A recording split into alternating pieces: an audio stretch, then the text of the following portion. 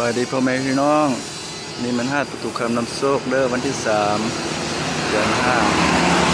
2019ถ่ายทอดบริการต่างๆของ5ประตูคำนำโชคนอกเลยเลือกใส่เลือกหาในการกิจกรรมต่างๆและอีกสาขาหนึ่งก็แม่นนั่นบริการซักแห้งครอบครัวผลิตซักแห้งซักไม้ผ้าไหมต่าง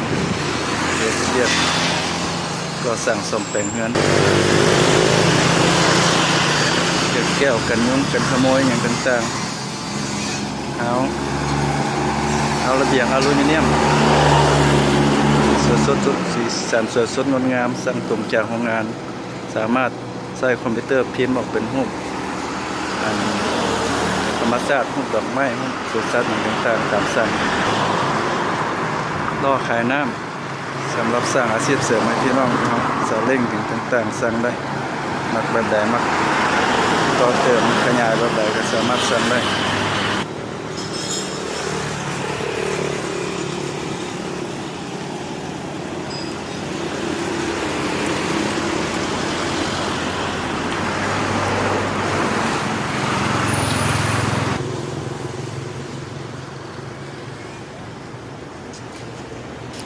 นี่ก็อีกบนนึง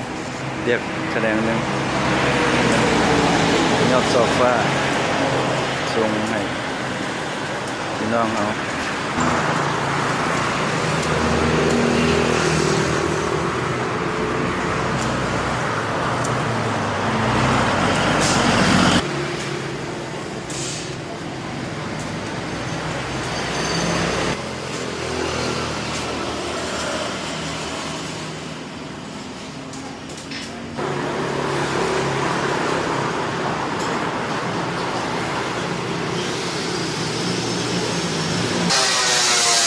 อันนี้ก็ยังมีเรียกแก้วโคงโลกันยุ้งกันขโมยบ้านเฮา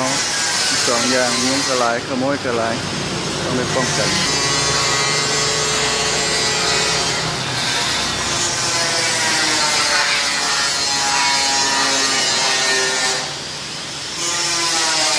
อันนี้เป็นประตูม้วนรีโมทตัวม้วนธรรมดาก็ใส่มอเตอร์รีโมทได้ปิดเปิดสบายมือมีหลายแบบมีอีกหลายแต่อีกรุ่นหนึ่งมันเป็นตัวม้วนลายมาดูสีสันสดงดงาม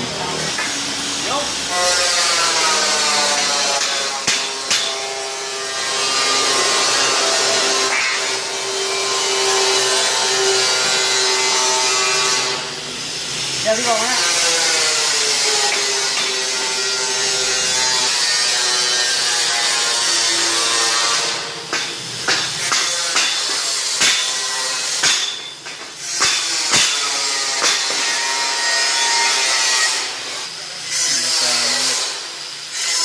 จะเร่งให้ลูกค้า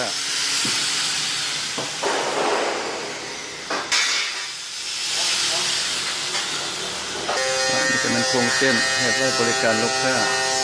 เส้นเรียมเส้นโค้งแล้วก็เส้นจอมแหลมตามสั่ง